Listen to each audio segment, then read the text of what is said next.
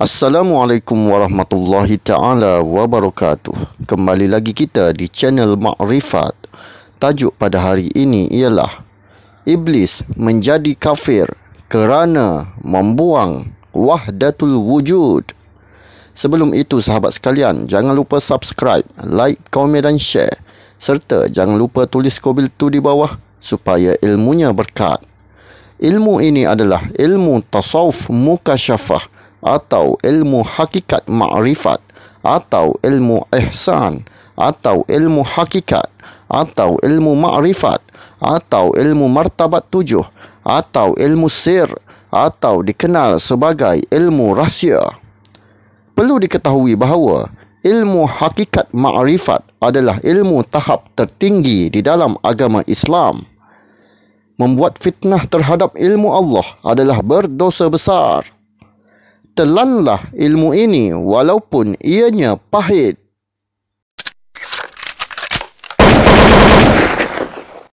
Sahabatku sekalian, tajuk pada hari ini ialah Iblis menjadi kafir kerana membuang wahdatul wujud. Mari kita rujuk di dalam surah Al-Baqarah ayat 34. A'udzubillahi minasyaitonirrajim. Wa iz qulna lil malaikati isjudu li adama fasajadu illa iblis aba wastakbar wa kana minal kafirin. Maksudnya, dan ingatlah ketika kami berfirman kepada para malaikat, sujudlah kamu kepada Adam, maka mereka pun sujud kecuali iblis. Ia menolak dan menyombongkan diri, dan ia termasuk golongan yang kafir. Surah Al-Baqarah ayat 34. Persoalannya, kenapa Allah Subhanahu Wa Taala menyuruh malaikat dan iblis sujud kepada Adam? Kenapa? Itu persoalannya. Sedangkan Adam itu adalah makhluk. Adam itu adalah hamba. Adam itu adalah manusia. Kenapa? Ini merujuk hal di dalam konsep wahdatul wujud.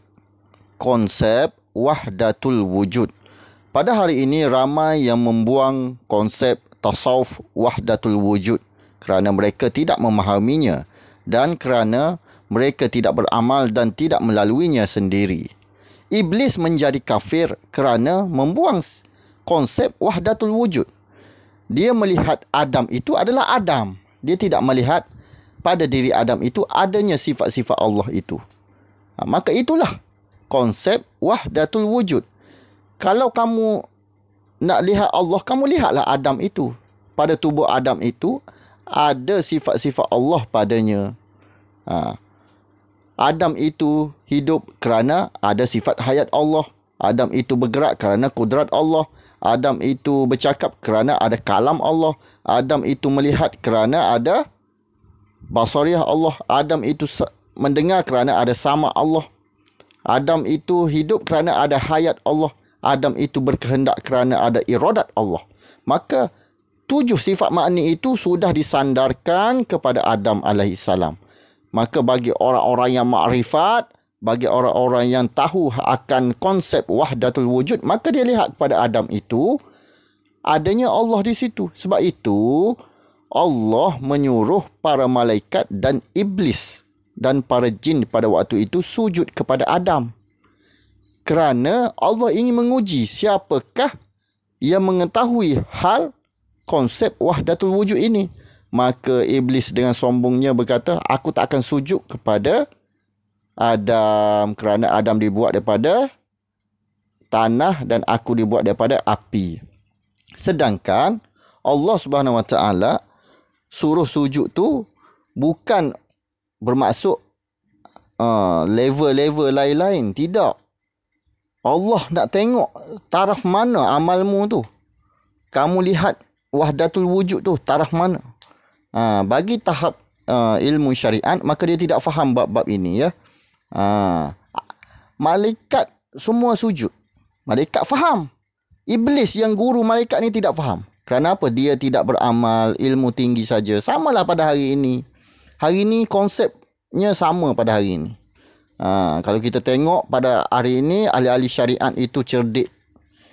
Terlalu cerdik menghafal hadis Quran. Tapi tidak tahu akan hal wahdatul wujud. Iblis menjadi kafir kerana tidak tahu hal wahdatul wujud. Kalau kita, fikirkanlah hanya Allah yang mengetahuinya.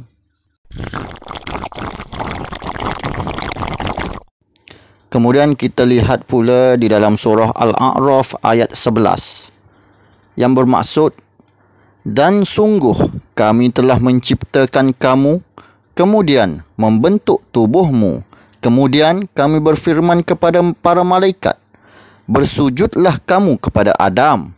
Maka mereka pun sujud kecuali iblis. Ia iblis tidak termasuk mereka yang bersujud. Di dalam surah Al-A'raf ayat 11 mengatakan Allah Subhanahu Wa Taala cipta tubuh manusia itu, kemudian Allah berfirman, wahai sekalian para malaikat, wahai sekalian para iblis, sujudlah kepada Adam. Tapi semua tak mahu. Iblis tu tak mahu sujud. Iblis tak mahu sujud. Yang sujud hanya para malaikat. Malaikat sujud kerana dia tahu wahdatul wujud itu. Iblis ilmunya tinggi tapi tidak tahu tentang wahdatul wujud. Dia tidak nampak sifat-sifat Allah di situ. Sekarang ni orang nak buang pula sifat-sifat wahdatul wujud dalam ilmu tasawuf. Tidak percaya, tidak faham tentang sifat-sifat wahdatul wujud di dalam ilmu tasawuf. Tambah-tambah ahli-ahli syariat, tambah-tambah ahli-ahli wahabi, tambah-tambah majlis agama dan mufti.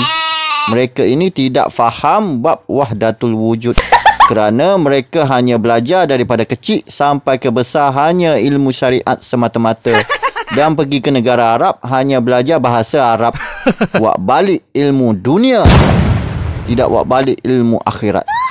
Masalah menanggung di akhirat kelak. Orang alim lebih cepat masuk neraka di akhirat kelak kerana tidak mengetahui sesuatu ilmu, tetapi dia memberi fatwa yang menipu, fatwa yang bercanggah dengan kehendak Allah Subhanahu Wa Taala. Ini bahaya.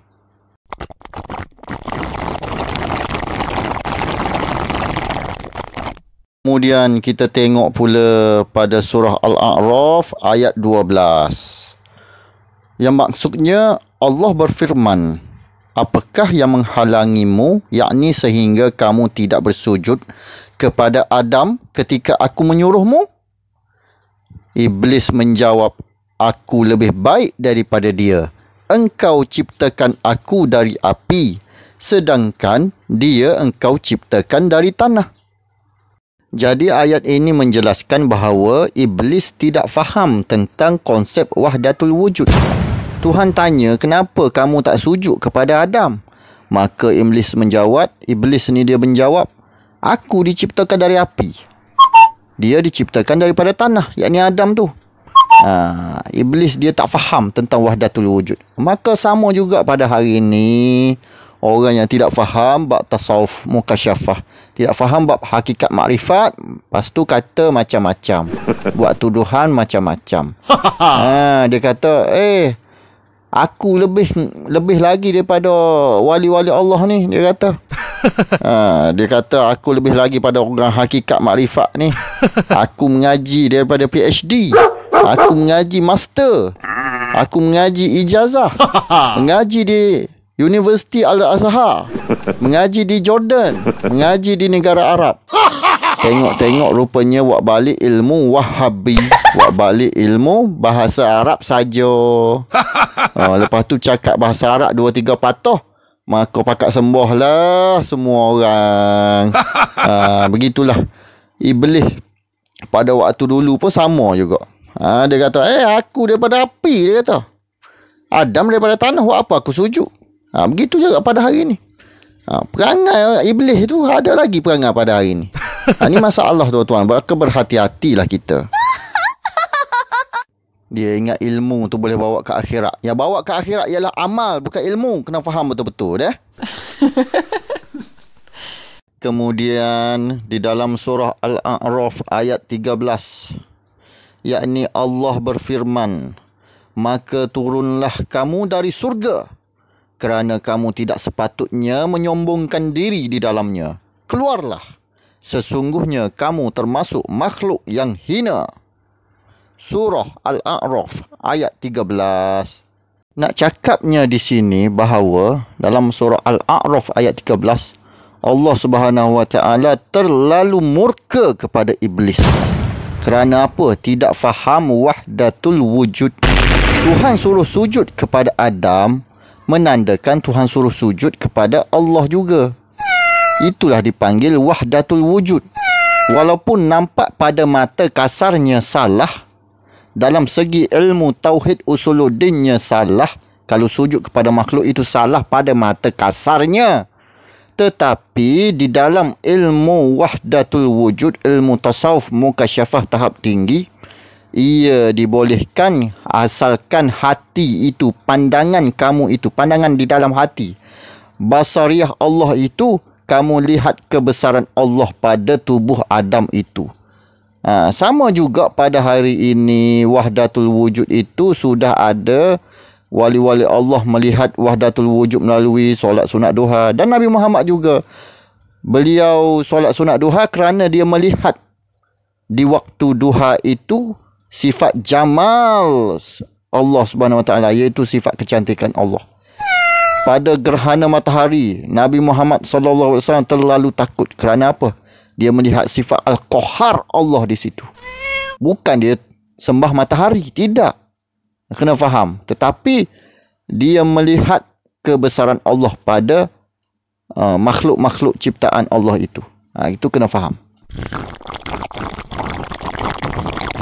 Dan di dalam surah Ali Imran ayat 190, bermaksud, sesungguhnya dalam penciptaan langit dan bumi dan pergantian malam dan siang terdapat tanda-tanda, yakni kebesaran Allah bagi orang yang berakal. Nak cakapnya di sini, di dalam surah Ali Imran ayat 190,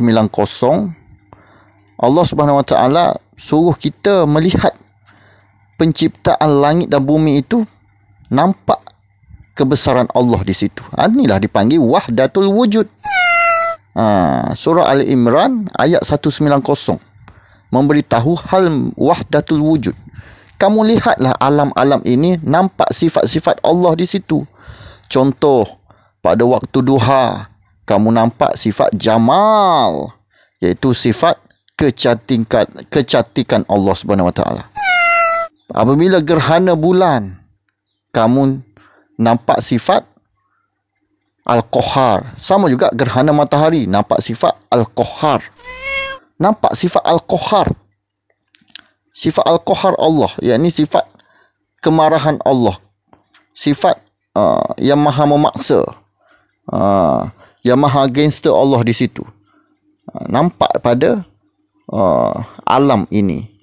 Nabi Muhammad SAW di dalam hadis, apabila gerhana matahari, apabila berlaku gerhana matahari, beliau baginda merasa takut sehingga beliau solat sunat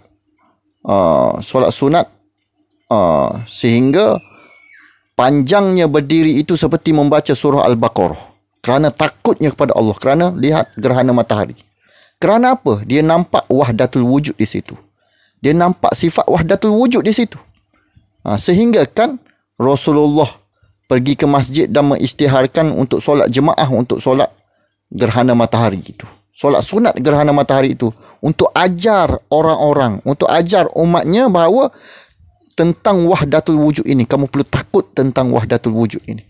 Nampak sifat Allah pada alam itu. Kerana apa? Nabi Muhammad itu orang makrifat. Kamu tidak duduk di makrifat, mana kamu nak nampak? Allahu Akbar. Payah. Sekarang susah dah nak cari orang-orang makrifat. Susah. Memang susah. Ramai yang tersembunyi. Ahli fikih, banyak ahli fikih, ahli syariat yang hanya menghafal hadis Quran untuk berbahas, bukan untuk beramal. Ini bahaya tuan-tuan. Masuk neraka macam tu ya.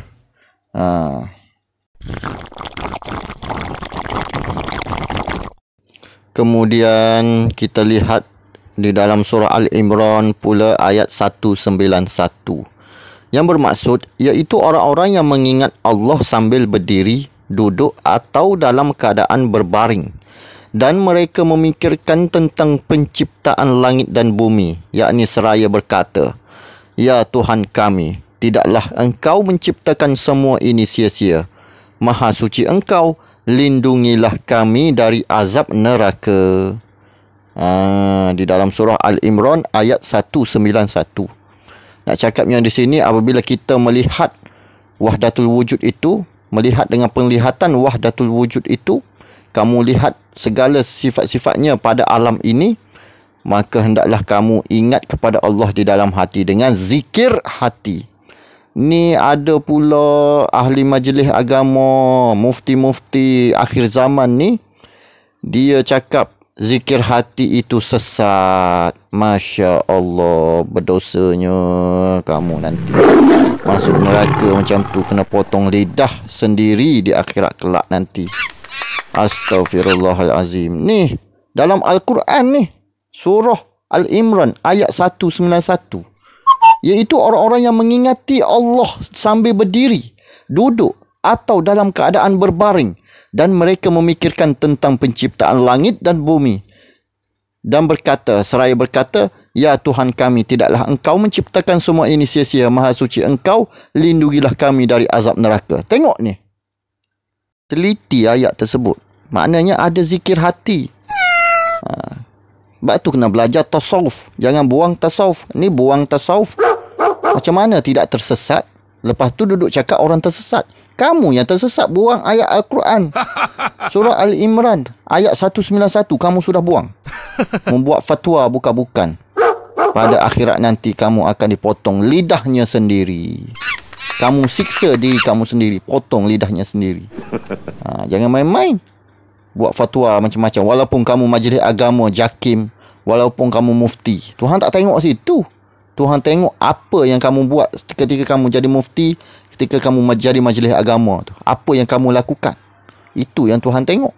Kalau kamu buat fatwa macam-macam, benda yang betul kamu kata salah, benda yang betul kamu kata sesat, maka kamu menanggunglah di akhirat. Tak mati semua boleh cakap. Masa tak mati ni, masa tak mati semua boleh cakap. Hidup lagi kan? Tunggu mati nanti. Jadi kesimpulannya, Iblis menjadi kafir kerana membuang wahdatul wujud. Sama juga pada hari ini kita lihat ahli-ahli syariat dan Wahabi tidak faham tentang wahdatul wujud, membuang wahdatul wujud dan bantah wahdatul wujud. Maka apabila mereka bantah, samalah mereka dengan iblis itu. Samalah mereka dengan iblis itu, membuang wahdatul wujud. Jadi kena faham betul-betul. Jadi berhati-hatilah membuat fatwa, berhati-hatilah menjadi majlis agama, buat fatwa. Yang betul jangan kata yang sesat. Yang betul jangan kata sesat. Kalau kamu tidak belajar, lebih baik diam. Kalau tak belajar, lebih baik diam. Kalau tak belajar, pergi mengaji. Cari wali Allah. Kerana kita perlu mengaji syariat, tauhid, tasawuf. Bukan syariat semata-mata. Sebab itulah jadinya ahli syariat yang buta hati kerana belajar syariat semata-mata. Tak habis-habis belajar syariat dari kecil hingga ke besar. Tasawufnya dibuang. Ini bahaya tuan-tuan, menanggung di akhirat. Akhirul kalam. Wassalamualaikum warahmatullahi taala wabarakatuh.